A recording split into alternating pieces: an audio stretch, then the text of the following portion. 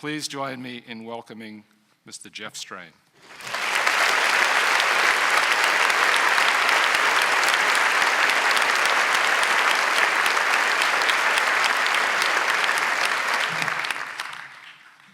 So I want to start by saying that, Joe, that was by far the most amazing graduation speech I've ever heard in my life. Well done, sir. Yeah. And I'm a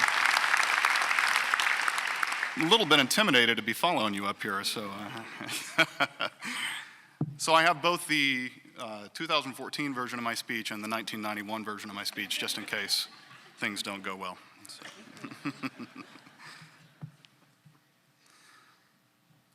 So, welcome to the second version of this speech. I suppose I could have been rewriting it. It was supposed to be all about following your passion, and I've been over there desperately rewriting it to say enthusiasm. No, but it is in fact the second version of my speech. It was mostly written yesterday, fueled by chips and queso and maybe one margarita. These are delicacies that are sadly lacking in my adopted home city of Seattle. But my first speech covered global economic conditions. It contrasted worldwide education systems. It correlated them to innovation and disruption in the market. It was an amazing speech. It had grandiose sound bites like anything that is not creative ultimately is commoditized. These were going to be fabulous words of wisdom. I worked on it for weeks. I was proud of it. It was beautiful. It was also about 45 minutes long. So, anyway, you'll be relieved to know you're not going to hear that speech today because when I shared it with my wife, Annie, she promptly threw it away and told me to start over. This was yesterday morning at about 9 o'clock.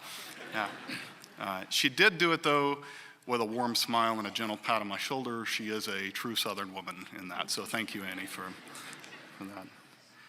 So most commencement speeches are memorable either because they incite everyone to go riot in the streets, or they're eminently forgettable because they're boring as mud.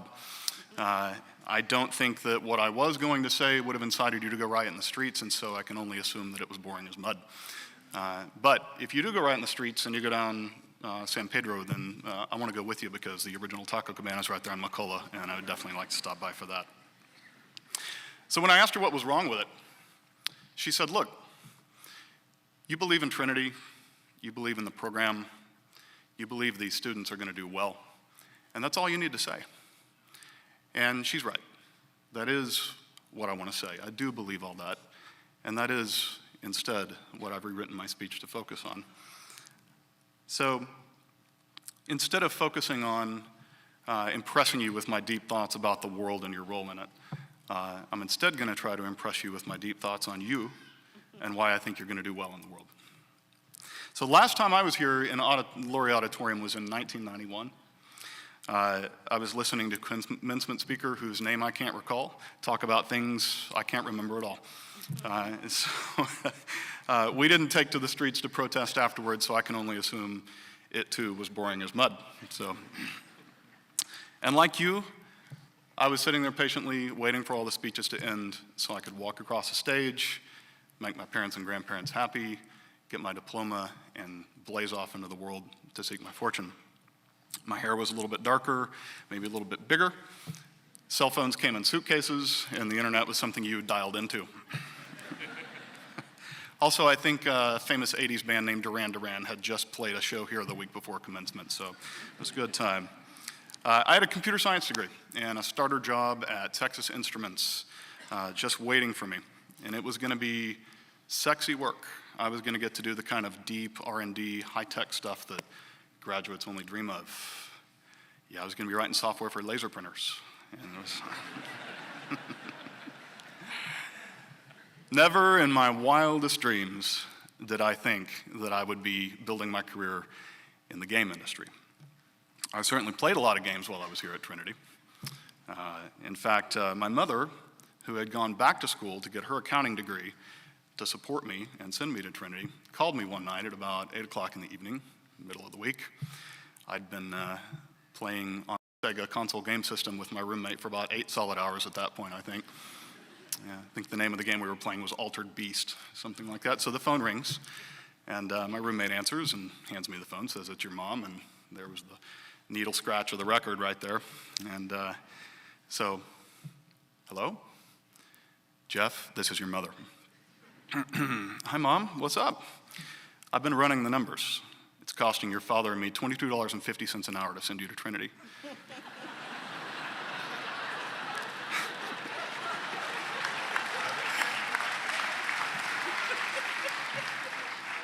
"Did you do $22.50 worth of study in the past hour?"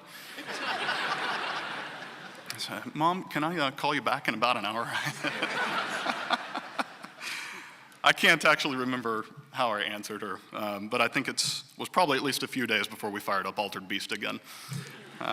But in light of what I do for a living now, I think I can actually answer that question. Mom is actually here tonight, and so Mom, I don't know where you're sitting, but I can answer that question now in light of what I do for a living. Yeah, I was studying my butt off. I did at least $100 worth of study that night.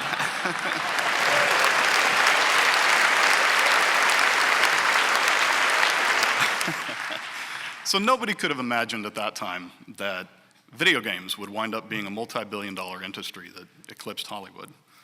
I was fortunate to be part of that explosion, moving from writing code for laser printers at Texas Instruments and Hewlett-Packard, then on to taking a job with a very risky, small little company called Blizzard Entertainment to work on a couple of computer games, and then starting my own game studio from a spare bedroom twice. I was fortunate to be enthusiastic, not passionate, about an industry that was on the verge of explosive growth. But also I was fortunate because I had the skills to step up and be part of it, take advantage of that explosive growth. And those are skills that I developed during my time here at Trinity. In 1991, the internet didn't exist, and it's hard to imagine. I have a young daughter, and when she was about 12, I was telling her the classic old parent story about what we did and didn't have when they were kids, and I told her we didn't have computers in our homes when I was her age. And she says, "Well, Dad, how'd you get on the internet?" Many of the massive engines that drive our economy that we take for granted today just literally didn't exist, or they were embryonic, or they hadn't even been envisioned yet. And I'm sure most of my fellow graduates back in 1991 would have expected our commencement speaker today to be a famous broadcast journalist, or a news anchor, or a retired senator, or a Cold War spy, something cool like that. And you'll certainly find luminaries like those in those fields, giving commencement speakers all over the United States today and through the next couple of weeks. But you're also going to find a very different type of person. People like people who, like the founder of Craigslist, or the chairman of Google, or the founder of the Gates Foundation. These are pioneers in fields that did not exist in 1991. So who of you sitting here today is going to be giving the Trinity commencement speech in 2037? And what on earth are you going to be doing with your life? I don't have any idea, and your parents don't have any idea, and I assure you, you don't have any idea either. But that's okay, because what I'm here to tell you today is that you're ready for it. The reality of the modern world is this: it's far more important to be able to figure out how to do something than it is to be able to merely do it. Being able to do something and do it well is essential, certainly, and being able to do lots of things and do them well, that's even better. Understanding contract law, or how the human body metabolizes carbohydrates, or how leptons are created, or how to create a ruby gem, these are all great tools to have in your tool belt. Very sophisticated tools, but just that. These are just tools. So you can get these kind of tools anywhere, right? There's thousands of colleges and universities all over the world that will teach you how to use these tools, will teach you the tools and how to use them. But what do you do when these kind of tectonic shifts start to occur in the economy that we've seen over the past 23 years? How are you going to handle it when industries start to be uprooted or transformed, disruptive, even the industry you work in, or completely obsoleted by new technologies and new systems? These are not events that you need to fear, because this is where you shine. What you've learned to do at Trinity is not just to use these tools that you've developed, but also to create new, never before envisioned things with them. And for this, you need to understand people. You need to be able to communicate, empathize, exhort, motivate, and lead. You need to bridge the right brains with the left brains. I don't know if I did that right. I think it may have been this way. You need to be able to judge and weigh the potential colleagues, partners, and employees that you're going to be building your career with. You need to write things that get people excited. And then you need to be able to back it up with your ability to execute.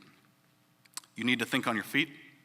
You need to be able to drop one thread to work on something urgent and then pick it up again and keep on going. You have to be creative. You need to be able to figure out how to do things and not just be content to merely do them. And this is the value of a strong liberal arts education. This is why you and your parents have sacrificed so much to be here today. And this is why you've worked your tail off for the past 4 years. In my senior year, I was deeply into my computer science degree. All I wanted to do was sit in my dorm room and write code. I'm serious, that's all I wanted to do. Everything else was an irritant, including my roommate who kept trying to kick me off the modem so that he can make a call to his parents. But I was at Trinity, and I couldn't just turtle down on my major. There were these pesky general education requirements that I had to do in order to be able to walk across this stage. And in my great wisdom, I'd pushed a couple of those off until my senior year. So I found myself on Tuesdays and Thursdays going to Dr. Moya Ball's classical rhetorical theory course. Classical rhetorical theory. This was the study of how Greek philosophers argued with each other. It was worse than my roommate interrupting me. It was institutionalized distraction. We had to write papers, speeches, orations, lots of them, like several per week. I mean, this was a hard course.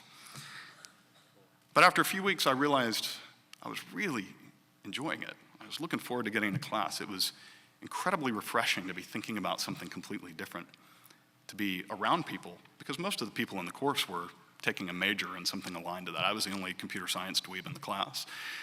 But it was amazing. It was invigorating, and I loved it. And that course wound up being one of the most foundational educational experiences for my career.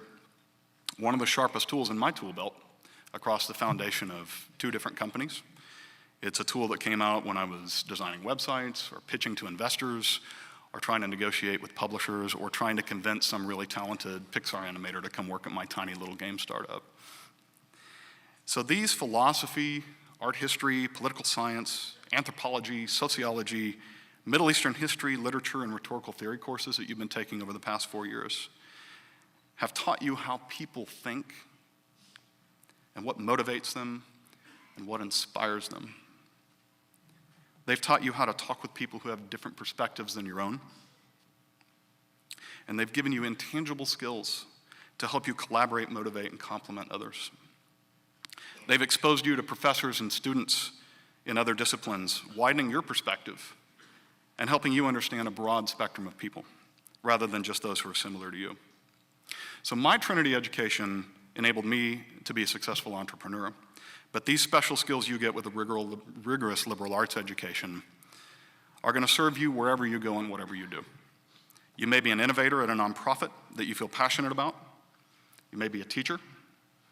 You might go into law, medicine, engineering, or possibly something that nobody has even envisioned today, just like multiplayer games in 1991. But the one thing is certain, is that whatever you do, it will profoundly change over the next 20 years. And you'll be ready for it. So you've all been trained to think in nonlinear ways. You've been challenged and expected to challenge conventional wisdom. This is the foundation of innovation. This is what your parents paid for you to have and what you've earned through years of hard work at a rigorous liberal arts school. This is what Trinity has given you. So go out and use it. Challenge the status quo. Go create jobs for the Ivy Leaguers, and go build something new. You can do this. Thank you.